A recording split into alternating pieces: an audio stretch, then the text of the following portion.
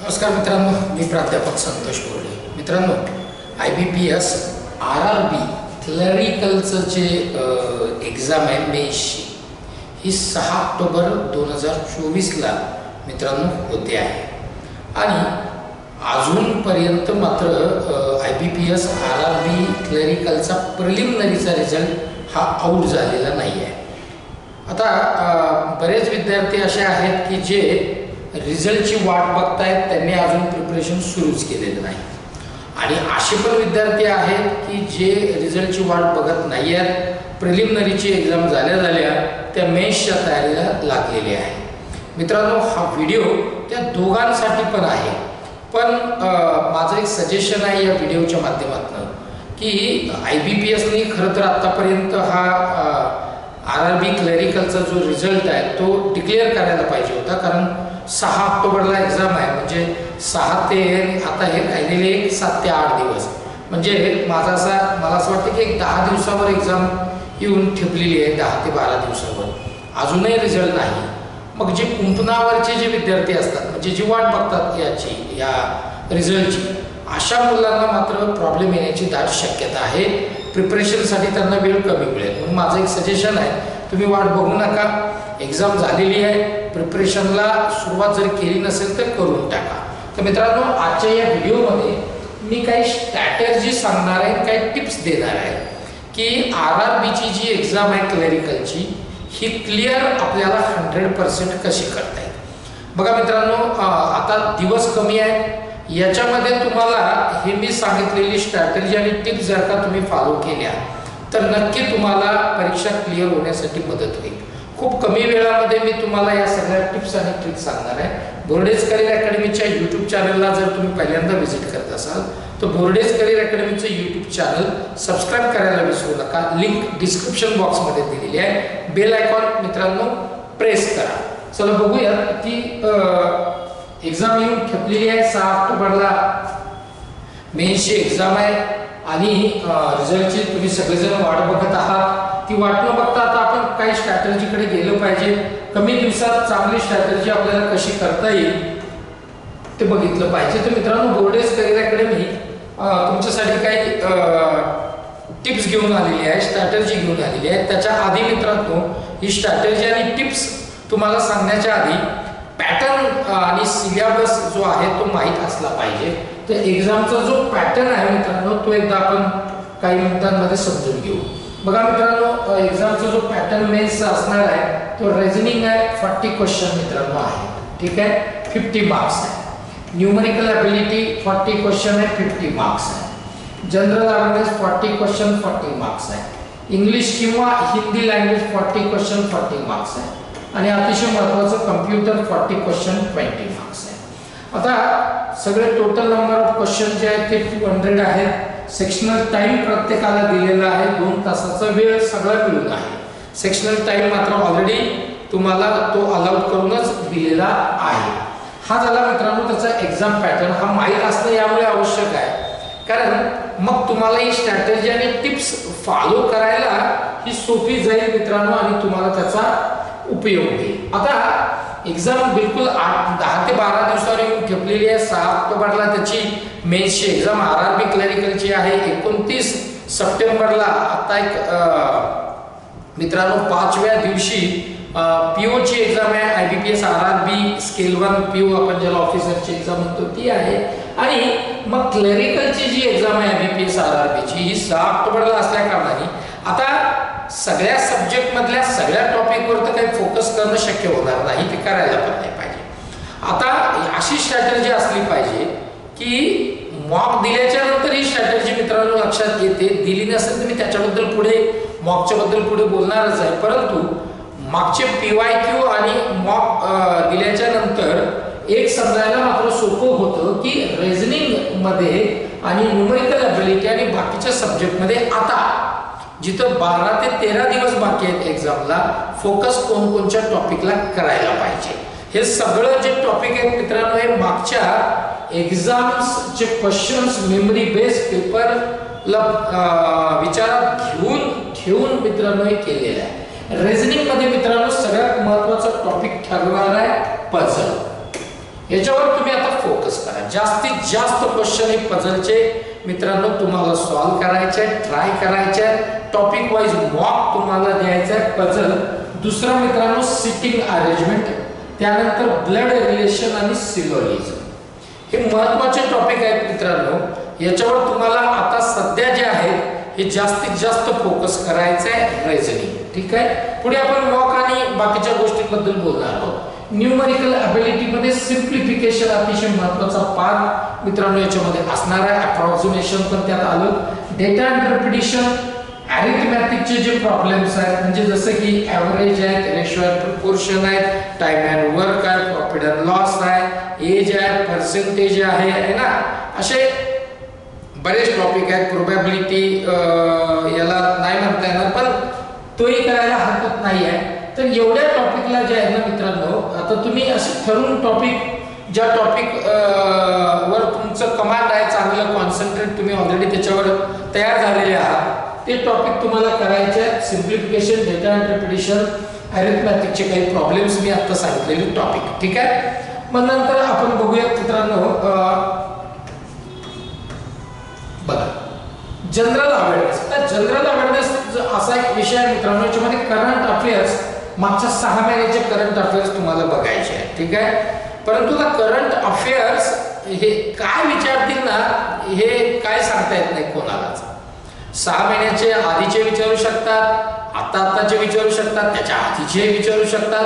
म्हणजे याला ना बंधनच नाही आहे कुठल्या प्रकारचं की काय येणार आहे. पण वाचणं महत्त्वाचं आहे. परंतु माझं तुम्हाला असं एक सजेशन आहे की याच्यामध्ये जे आहे ना मित्रांनो, तुम्ही थोडंसं बँकिंग अवेअरनेसला कॉन्सन्ट्रेट करा आणि स्टॅटिक जीके पण तुम्ही थोडं बघितलं पाहिजे. म्हणजे करंट अफेअर्सच्याच भरोशावर न बसता थोडं स्टॅटिक जीके आणि बँकिंग अवेअरनेसचे काही जे पीडीएफ्स असतील ते तुम्हाला वाचायला पाहिजे, त्याचे मॉक लावायला पाहिजे. पुढे मी त्याच्याबद्दल बोलणार आहे.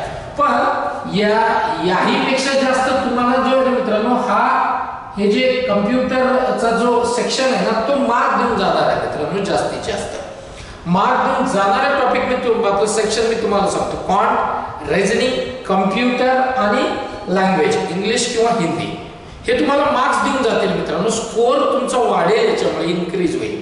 करंट अफेअर्स, स्टॅटिक जीके काय विचारतील सांगता येत नाही. आणि आता या वेळेला जिथे 10 ते 12 दिवसाचा वेळच फक्त शिल्लक आहे, आता किती करावं हाही एक मुद्दा आहे. त्यामुळे फार आता त्या याच्यात जात बसू नका मध्ये. तर याच्यामध्ये कम्प्युटरला तुम्ही चांगलं कॉन्सन्ट्रेट मित्रांनो करा. बेसिक करा कम्प्युटरचे, MS ऑफिस, इंटरनेट बद्दलची सगळी माहिती आहे ना, हे सगळं तुम्ही ही PDF बोर्डेज करिअर अकॅडमीच्या टेलिग्राम चॅनलला आहे ते सगळे. हे बघा, अजून कुठनं तुम्हाला करायचे असतील ते करा. प्रश्न आपल्याला मार्क इन्क्रीज करायचे आहेत, कुठनं करतोय दॅट इज नॉट इम्पॉर्टंट. ठीक आहे. तर कम्प्युटरवर तुम्हाला फोकस मित्रांनो मेनली फोकस करायचा आहे त्या 2 सेक्शनच्या सोबत क्वांट आणि रिझनिंग सोबत. आणि अजून तुम्हाला जे मार्क्स तुमचे जे इन्क्रीज करणारे सेक्शन आहे तो आहे आपला, म्हणजे तो जो सब्जेक्ट आहे तो आहे इंग्लिश आणि हिंदी. म्हणजे इंग्लिश किंवा हिंदी जे काय तुम्ही चूज करणार आहे तिकडे तुम्हाला इकडे पण स्कोर करायला चांगला मित्रांनो स्कोप आहे. ठीक आहे. याच्यामध्ये तुम्हाला जे आहे ते ग्रामर आणि व्होकॅब्युलरी वर तुम्हाला आता कॉन्सन्ट्रेट मित्रांनो करायला पाहिजे. फार याच्यात खोलात न जाता तुम्ही याच्यावर जरी कॉन्सन्ट्रेट केलं तर बऱ्यापैकी तुम्हाला मित्रांनो मदत होईल, तुमचे मार्क वाढतील. ठीक आहे, इन्क्रीज होतील.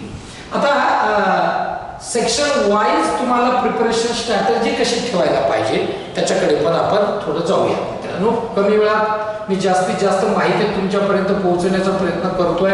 फक्त maximum n number of student पर्यंत हा व्हिडिओ शेअर करायला विसरू नका. शेवटपर्यंत बघा, ऐका आणि कमेंट बॉक्समध्ये कमेंट मित्रांनो करा काही डाऊट्स असतील तर, किंवा एखाद्या विषयाला तुम्हाला काही विचारायचं आहे तर कमेंट बॉक्समध्ये कमेंट करा. आपण त्याच्यावरही मित्रांनो काय करू व्हिडिओ तयार करू. आता रिझनिंग तुम्हाला काय करायचं ना, फोकस स्ट्रॅटेजी तुमची काय असली पाहिजे. मी आता सांगितल्याप्रमाणे सेक्शन वाईज आपण रिझनिंगचं बघूया मित्रांनो. फोकस करा पझल आणि सिटिंग अरेंजमेंटचे जास्तीत जास्त क्वेश्चन्सला, कारण याला ना तुम्हाला सगळ्यात जास्त मार्क्स आणि वेटेज जे आहे ना, हे जे आहे ना सगळ्यात जास्त वेटेज जे आहे या 2 टॉपिकला आहे, पझल आणि सिटिंग अरेंजमेंट.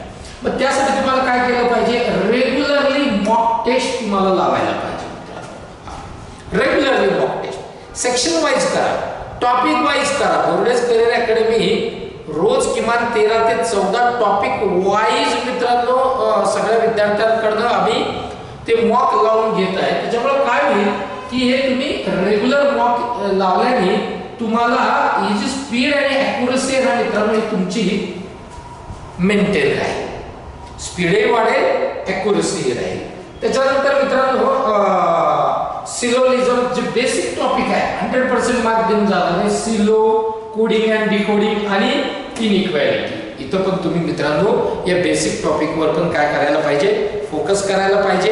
रोज रोज डेली मी आता सांगितलं की मॉक द्या मित्रांनो. फुल लेंथ मॉक तर द्यायचीच आहे, टॉपिक वाईज मॉक सुद्धा मित्रांनो तुम्हाला इथे कॉन्सन्ट्रेट करायचं आहे. त्यानंतर न्यूमेरिकल ॲबिलिटी म्हणजे मॅथ्स. आता मॅथ्स मध्ये पण मित्रांनो सगळ्या टॉपिकवर आता कॉन्सन्ट्रेट करणं किंवा प्रॅक्टिस करणं फार अवघड आहे. आता वेळ फार कमी आहे. मग तुम्हाला काय करायला पाहिजे तर सगळे बेसिक जे अरिथमॅटिक मित्रांनो टॉपिक्स आहेत याला तुम्ही थोडंसं कॉन्सन्ट्रेट करा. सिम्प्लिफिकेशनचे बऱ्यापैकी तुमचा स्कोर येतो. माझं ऑब्झर्वेशन आहे की सिम्प्लिफिकेशनच्या टॉपिकचे बरेचसे प्रश्न जे आहेत ते मित्रांनो तुमच्याकडनं सॉल्व्ह होत आहेत. पण इथे तुम्हाला काय करायचं, स्कोर आपल्याला इन्क्रीज करायचा विथ ॲक्युरसी. मग मित्रांनो अरिथमॅटिकचे असे टॉपिक हे बेसिक टॉपिक आहे. पर्सेंटेज आहे, प्रॉफिट अँड लॉस आहे, सिंपल कंपाऊंड इंटरेस्ट आहे ना, एजेसचे प्रॉब्लेम आहेत मित्रांनो, इझी आहे, ॲव्हरेज आहे. हे असे बेसिक जे टॉपिक आहेत ना याला तुम्ही मित्रांनो फोकस करा. त्यानंतर डेटा इंटरप्रिटेशन आहे ना, हा एक क्रुशियल पार्ट मित्रांनो असणार आहे. त्याच्यामुळे वेगवेगळ्या डेटा इंटरप्रिटेशनच्या टाइपचे जे क्वेश्चन्स आहेत ग्राफ्स टेबल्सचे हे मित्रांनो तुम्हाला काय करायचे आहे, मॅक्स टू मॅक्स क्वेश्चन्स जे आहे ना ते सॉल्व्ह करायचे. मॉक करा, क्वेश्चन सॉल्व्ह करा, पण त्याच्यासोबत टॉपिक वाईज मॉक करा डेटा इंटरप्रिटेशनचे. त्यानंतर मित्रांनो याच्यामुळे काय होईल की स्पीड आणि ॲक्युरसी हा महत्त्वाचा पार्ट आहे. त्यामुळे शॉर्टकट ट्रिक्स माहीत असणं तुम्हाला फार आवश्यक आहे. कॅल्क्युलेशनसाठी यूज करा. बोर्डेज करिअर अकॅडमीमध्ये सगळ्या टॉपिकचे शॉर्टकट ट्रिक्स आम्ही विद्यार्थ्यांना सांगतो आहोत, सांगत होतो, सांगणार आहे पुढे सुद्धा. यूज करा.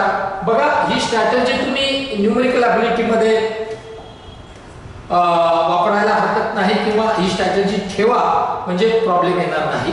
आता जनरल अवेअरनेस मध्ये मित्रांनो अपडेट राहा. लास्ट 6 मंथचे जे करंट अफेअर्स आहेत हे ना त्याच्याशी तुम्हाला म्हणजे ते जे आहेत ना हे तुम्हाला जास्तीत जास्त वेळेस मित्रांनो आतापर्यंत तुम्ही ते खरं तर सगळे वाचून काढायला पाहिजे होते. पण पुन्हा तोच मुद्दा आहे की बरेचसे विद्यार्थी हे रिझल्टची वाट बघतायत, अजून तयारीला लागलेलेच नाही आहे. पण अजूनही वेळ आहे, 12 ते 13 दिवस आहे. लास्ट 6 महिन्याचे जे आहेत मित्रांनो तुम्हाला करंट अफेअर्स फोकस करायचा आहे. रेग्युलर न्यूजपेपर जो आहे तो वाचणं अतिशय आवश्यक आहे. पहिल्या दिवसापासून आम्ही सांगतो आहोत. त्याच्यानंतर वेगवेगळे मित्रांनो तुम्हाला काय करायचे आहेत की जसे की ॲप्स जे आहेत ना, अड्डा 247 आहे, अफेअर्स क्लाउड आहे किंवा ग्रेडअप आहे ना. तर सोबत मित्रांनो बोर्डेज करिअर अकॅडमीचं टेलिग्राम चॅनल जे आहे याच्यावर डेली अपडेट्स जे आहेत मित्रांनो येत असतात करंट अफेअर्सचे. हे तुम्हाला मित्रांनो यूज करायला हरकत नाही. बोर्डेज करिअर अकॅडमीचं टेलिग्राम चॅनल तर रोज मित्रांनो वन लाइनर, त्याच्यानंतर मंथली मॅगझिन बोर्डेज करिअर अकॅडमीचं, त्याच्यानंतर क्वेश्चन बँक 100 क्वेश्चनशी प्रत्येक महिन्याची जे आहे आम्ही पब्लिश करत असतो. ऑनलाईन पण ती मित्रांनो तुम्हाला मिळेल बोर्डेजच्या ॲपवर, तिथनं डाउनलोड करून घ्या किंवा टेलिग्राम चॅनलवरनं करून घ्या. आणि आता मी सांगितल्याप्रमाणे तुम्ही या ॲप्सला डाउनलोड करून जास्तीत जास्त करंट अफेअर्सचे जे प्रश्न आहेत ना हे तुम्ही मित्रांनो करायला पाहिजे. त्याच्यानंतर स्टॅटिक जीके जे आहे त्याच्यामध्ये काय करायचं आहे, नाहीतर आता फार तुम्हाला वेळ पण नाही आहे. त्यामुळे कॅपिटल्स, करन्सीज जे आहेत, नॅशनल आणि इंटरनॅशनल ऑर्गनायझेशन जे आहेत यावर आता मित्रांनो तुम्हाला फोकस करायचा आहे, हे लक्षात ठेवा. यानंतर महत्त्वाचा जो सब्जेक्ट आहे, सेक्शन आहे तो आहे इंग्लिश किंवा हिंदी लँग्वेज. याच्यामध्ये काय करायचं मित्रांनो, तुम्हाला व्होकॅब्युलरीवर तुम्हाला काम करायचं आहे. सोबत सोबत कॉम्प्रिहेन्शन, ग्रामर आणि एरर डिटेक्शन्स याची चांगली प्रॅक्टिस करा. मॉक लावा, फुल लेंथ तर करायचंच आहे, पण सोबत सोबत टॉपिक वाईज मॉक महत्वाचे आहेत मित्रांनो. रोज 3 ते 4 मॉक लावा ना मित्रांनो, टॉपिक वाईज इंग्लिशचे, प्रत्येक सेक्शनचे इंग्लिशच्या, है ना. त्यानंतर मित्रांनो फॉर हिंदी, आता काही लोकांनी हिंदी चूज केलेला आहे, तर ग्रामर मित्रांनो हिंदीचं करा, कॉम्प्रिहेन्शन त्यातले हिंदीमधनं तुम्हाला करायला लागतील. त्यानंतर ना हे तुम्हाला हे इंग्लिश हा जो सेक्शन आहे याच्यासाठी ना रीडिंगची हॅबिट असली पाहिजे मित्रांनो, वाचनाची. रोज न्यूजपेपर वाचला पाहिजे. यासाठी तुम्हाला मित्रांनो मग याने काय होतं, ही जी तुमची रीडिंगची हॅबिट आहे, या रीडिंगच्या हॅबिटने तुम्हाला कॉम्प्रिहेन्शन मध्ये स्पीड आणि ॲक्युरसी ही इन्क्रीज होते यामुळे.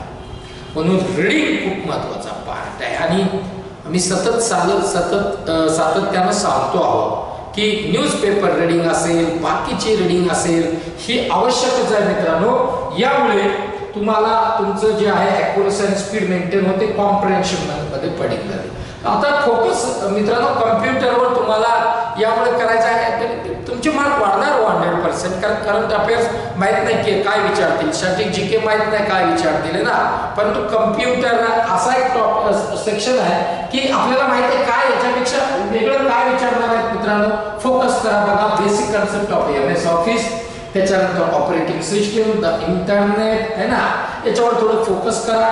त्यानंतर क्विजेस असतात मित्रांनो कम्प्युटरचे, ते क्विजेस तुम्हाला सॉल्व करायचे आहेत, ते यूज करा, है ना. याच्यामुळे काय होईल मित्रांनो, तुमचं कम्प्युटरचे जे नॉलेज आहे ना ते वाढेल. क्विजेस करा. बुरेच्या टेलिग्राम चॅनलवर पण क्विजेस असतात मित्रांनो, ते करा. बाकीचे कोणतेही करा, पण क्विजेस करा, है ना. यामुळे काय होईल मित्रांनो की या सेक्शन मध्ये सुद्धा मार्क्स तुमचे इन्क्रीज व्हायला मदत होईल. आता हे झाले सेक्शन वाईज तुमची स्ट्रॅटेजी काय असली पाहिजे. आणि मित्रांनो सगळ्यात महत्त्वाचं आहे की फुल लेंथ मॉक रेग्युलर देणं आणि त्याचं अनालिसिस करणं. फुल लेंथ मॉक आवश्यक आहे. किती द्यायला पाहिजे? डेली 2 फुल लेंथ मॉक तुम्ही करायलाच पाहिजे आणि अनालिसिस त्याचं झालंच पाहिजे. याने काय होईल मित्रांनो माहिती आहे का की या मॉक टेस्टने याला तुम्ही ना त्या पॅटर्नशी फॅमिलियर व्हा, कळेल तुम्हाला नेमके क्वेश्चन कशा टाईपचे येतात ना. आणि तुम्हाला बर्डन जे असतं ना ते एक्झामच्या वेळेस येणार नाही. त्याच्यानंतर after every mock test analyse yourself, त्याच्यात तुमचा परफॉर्मन्स अनालाइज करा, फोकस करा वीकर सेक्शन्सवर. म्हणून मी तुम्हाला चार्ट बनवून दिलेला आहे. सेक्शन वाईज मार्क्स आणि सेक्शन वाईज तुम्ही कुठल्या टॉपिक मध्ये वीक आहे सेम डे लिहून टाका. लगेच त्याच्यावर काम करायला, फोकस करायला सुरुवात करा. टॉपिक वाईज मॉक द्या त्याची. याने काय होईल मित्रांनो रेग्युलर करा. हे या रेग्युलर मॉक टेस्टने अनालाइज केल्याने तुमची ॲक्युरसी आणि टाइम मॅनेजमेंट जे आहे ना प्रत्येक सेक्शन मधलं हे काय होईल मित्रांनो, यांनी हे परफेक्ट होऊन जाईल.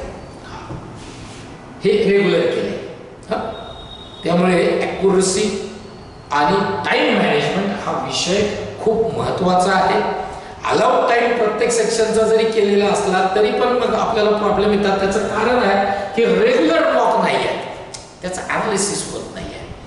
जितके मॉक देता येईल ना, लावता येईल ना, तेवढे मॉक तुम्हाला लावायला पाहिजे, द्यायला पाहिजे मित्रांनो. आता टाइम मॅनेजमेंट आणि रिव्हिजनच्या बद्दलचं काही टिप्स मी तुम्हाला देतो मित्रांनो. बघा आता ऑलरेडी तुम्हाला प्रत्येक सेक्शनला टाइम अलाउड करून दिलेला आहे, पण हे करताना तुम्ही जे करताय ना, आता मॉक देताय ना, तर तुम्ही ना काय करायचं आहे की विकनेस जे आहेत तुमचे, बरं का, कोणत्या टॉपिक मध्ये आणि कुठे तुम्ही चांगले आहात, हे मित्रांनो काय होतं की या रिव्हिजनमुळे जे आहेत ना हे तुम्हाला कळतं. तुम्ही ते कुठेतरी असे एका याच्यावर जे आहे ना कॉर्नरला एका पेजवर रोज लिहित चला. Devote time for regular revision. Regular revision खूप महत्वाचं आहे मित्रांनो.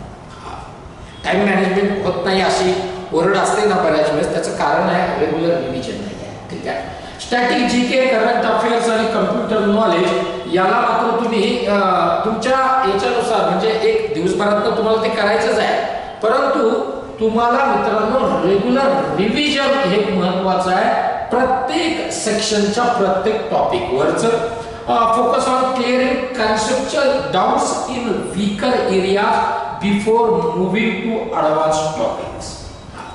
हे ह्या बऱ्याच स्टुडंटचा प्रॉब्लेम असतो.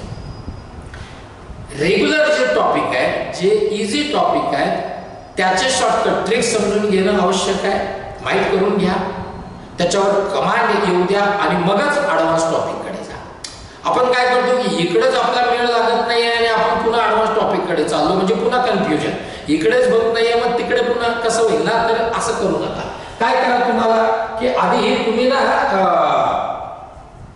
सगळे कन्सेप्ट जे आहेत हे क्लिअर करून घ्या आणि मगच मित्रांनो तुम्हाला ते ॲडव्हान्स टॉपिक्सकडे इकडे जे आहेत ते जायचं आहे मित्रांनो. आता जनरल टिप्स आहेत ज्या महत्त्वाच्या आहेत, ज्या बरेच विद्यार्थी फॉलो करताना दिसत नाही आहे. माझं असं म्हणणं आहे की मंडे टू सॅटर्डे, संडे किंवा first day of that month आणि last day of that month, इतके दिवस 30-31 दिवस जे काय असतात.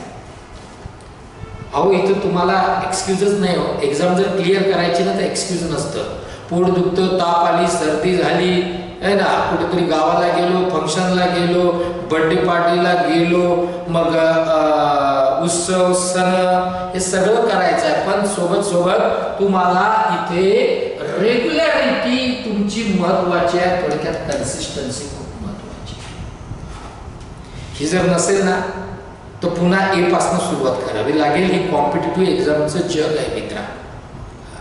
हे असं आठवड्यातून 2 दिवस, आठवड्यातून 3 दिवस, आठवड्यातनं 10-12 तास असं नाही.